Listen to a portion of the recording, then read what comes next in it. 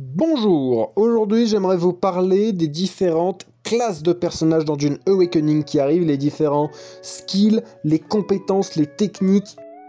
On va parler de tout ça, on va tout détailler, je m'appuie beaucoup sur l'interview de Skyheart, évidemment, qui a donné beaucoup de détails en fait, un petit peu sur l'interview de Locklear, aussi sur évidemment les vidéos qu'on a vues à la Gamescom, le gameplay, les interviews des développeurs, on a vu plein de choses super cool. Avant tout ça, je me présente, Eric Tamas, je dirige une guilde sur Dune Awakening, je fais des vidéos sur l'univers de Dune en règle générale, mais aussi sur plein d'autres choses, voilà, je me diversifie en ce moment, n'hésitez pas à vous abonner, n'hésitez pas à passer sur le Discord français, il vous attend, il n'attend que vous, il crie votre nom, si vous voulez faire du roleplay, n'hésitez pas à passer sur la maison Exupéry, donc ma guilde, et on va parler donc des différentes classes de personnages, des différents skills. Déjà, le but de cette vidéo, c'est quoi ? C'est de préparer un petit peu, de vous préparer au combat dans le jeu. Parce que on parle de classe de personnages, on parle de compétences, on parle d'escouade, on parle de théorie craft en fait, c'est-à-dire de comprendre comment fonctionne le jeu pour être le plus opti possible, dans le but de combattre. Que ça soit en PvE, que ça soit en PvP, le but est de se battre. Maintenant, pour se battre, il faut donc développer un personnage plus ou moins spécialisé avec un style de jeu, des armes spécifiques, des compétences, et évidemment jouer en escouade, parce qu'on est plus efficace à plusieurs. Rappel, l'escouade c'est 4 joueurs, ils l'ont dit, les développeurs l'ont dit, la taille d'une escouade c'est 4 joueurs. Ça veut dire que vous pouvez faire des combos avec vos amis, vous pouvez avoir des compétences partagées, vous pouvez faire des decks communs à 4. Donc ça, c'est typiquement quelque chose qui était fait sur Fallout 76, qui est le jeu auquel j'ai le plus joué, je pense, où en fait, quand tu faisais le bon build, que tu avais les bonnes capacités d'activer, en fait, quand par exemple, tu te soignais, ton escouade avait un petit peu de soin aussi. C'est-à-dire que quand toi, tu te mets un Steam Pack qui te rajoute 50% de vie, ton escouade a 10% de vie. Et tu pouvais faire, en fait, les différentes compétences d'équipe et pouvait faire en sorte que ton escouade était complètement broken.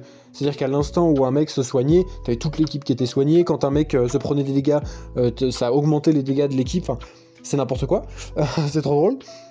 Et donc, on parle de Theory Craft pour faire des escouades de mecs immortels, de mecs qui ravagent tout sur leur passage, et donc, ça c'est intéressant, et c'est ce dont on va parler. Alors, comment marche le système de combat dans Dune Awakening ? C'est un peu un pierre-feuille-ciseau entre les armes à feu, les boucliers et les armes de corps à corps. C'est-à-dire que vous avez donc les boucliers qui counter beaucoup les balles, sauf les balles lentes. Il y a certaines balles lentes qui passent les boucliers, mais c'est des balles qui souvent vont infliger assez peu de dégâts. Le corps à corps est assez mortel. C'est vraiment quelque chose, il faut réussir à s'approcher, mais ça peut être assez mortel. Et évidemment, le problème, c'est qu'un mec, un mec au corps à corps, il peut se faire flinguer par les gars avant qu'il arrive au corps à corps, quoi. Donc, vous avez trois compétences et 3 techniques. Donc les compétences, c'est en fonction du leveling, et les techniques, c'est en fonction des maîtres. Si j'ai bien compris. Évidemment, les infos peuvent être amenées à changer, etc. Mais normalement, en fonction donc de vos points d'expérience, vous allez débloquer des nouvelles compétences. Et pour ce qui est des techniques, il faut que vous alliez voir un PNJ, un maître, qui saura vous enseigner à ce sujet. C'est-à-dire que tu vas voir un Bene Gesserit, t'apprends des techniques Bene Gesserit. À chaque fois, pour chaque classe, vu qu'il y a plusieurs classes de personnages, vous avez plusieurs arbres de compétences et de techniques différentes. Donc, typiquement, on a la classe Bene Gesserit. Donc les Bene Gesserit, ce sont un peu les sorcières de l'univers de Dune, c'est-à-dire que c'est un ordre secret de femmes qui essaient de contrôler l'univers par la politique en faisant des mélanges génétiques. Ils contrôlent leur propre corps à la molécule près, ce qui fait que les meufs boivent du poison et après elles transforment les molécules de poison en trucs bénins à l'intérieur de leur propre corps. Et du coup c'est très axé sur le corps à corps, et du coup les personnages Bene Gesserit seront axés sur le corps à corps. Ils pourront utiliser beaucoup de dash, ils pourront utiliser la voix. Donc la voix, c'est l'espèce de contrôle mental des Bene Gesserit. Par exemple, vous pouvez stun vos ennemis grâce à la voix. Il y a des malus, tu cries et le mec est stun. Vous pouvez devenir invisible, donc vous perturbez en fait la vision de votre adversaire si vous le visez, en fait vous devez le viser correctement pendant 3 secondes, et si vous arrivez à le viser pendant 3 secondes, vous devenez invisible. Ensuite, qu'est-ce qu'on a ? Donc ça c'était surtout les Bene Gesserit. Ils peuvent aussi forcer quelqu'un à se rapprocher. Donc ça c'est pareil, c'est assez incroyable. Tu forces un mec à venir vers toi. A priori il y a d'autres compétences donc en lien avec peut-être de la téléportation, passer derrière l'ennemi, des retours temporels aussi. Ça c'est peut-être lié à d'autres compétences. Là je vous donne les compétences que j'ai pas réussi à mettre dans des classes précises. On a la création d'hologrammes et de clones. Donc ça peut être Bene Gesserit. On a des spins le terme précis c'est le spin de Garen, donc en fait c'est quand t'as une lame et que tu tournes tout autour de tout en tapant partout, donc ça je pense que c'est pour la classe Swordmaster. On a des grenades qui freeze les ennemis, on a certains pouvoirs qui rendent insensibles à la voix des Bene Gesserit. On a des retours temporels, un peu à la Apex, c'est-à-dire que tu reviens, l'agent dans Black Ops 3 qui permet de revenir en arrière, de la téléportation j'ai dit. Il y a une icône de tourelle, je sais pas si on peut poser des tourelles. Là, c'est une hypothèse. On a une grenade empoisonnée aussi, probablement pour le stuff Trooper. Et donc je reviens juste sur la classe Bene Gesserit. Les Bene Gesserit seront plus forts avec de l'épice. Donc plus vous prenez d'épices, plus vous serez fort dans vos compétences en tant que Bene Gesserit. Maintenant, on va regarder la classe Swordmaster. Donc les Swordmasters, c'est les maîtres d'épée. Beaucoup de déplacements au sol.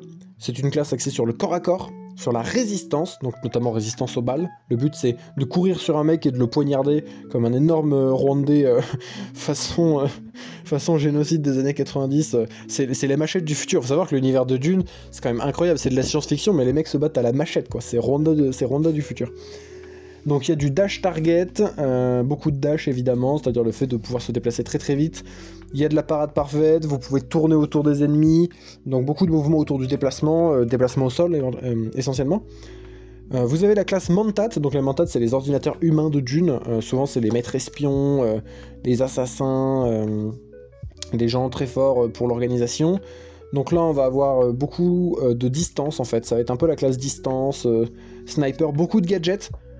Des balles qui peuvent te stun, des capacités de scan, c'est-à-dire qu'on voit dans la vidéo, en fait, le mec scanne une zone et il voit les personnes, il voit quel stuff ils ont, quelles compétences ils ont, etc. etc. Donc voilà, Mentat c'est beaucoup de gadgets, etc. On a la classe Trooper. Trooper c'est de la verticalité, c'est la classe que je vais jouer personnellement, c'est-à-dire tu peux sauter, t'as le grappin, le jetpack, l'antigrave, dash en l'air, beaucoup de mouvements en l'air en fait, et des trucs un peu broken a priori, Skyhard disait. T'as plus 50% de dégâts quand t'es en l'air, donc ça peut être trop drôle, tu mets un coup de grappin anti-grave, tu tires sur un mec, et en fait tu lui mets plus 50% de dégâts. Donc des pouvoirs de suspension, le grappin, les grenades, beaucoup de grenades avec les troopers. Et on a le planétologiste, qui était une compétence on a appris ça, enfin une classe de personnages qu'on a appris récemment. A priori c'est le perso farming, c'est le perso PVE, c'est le perso je loot plus, je consomme moins, je farm, on n'a rien d'autre. Pour le planétologiste, on n'a rien d'autre. Juste, la nourriture n'est pas essentielle à la survie, mais permet d'avoir des buffs. Voilà, la nourriture permet d'avoir des buffs.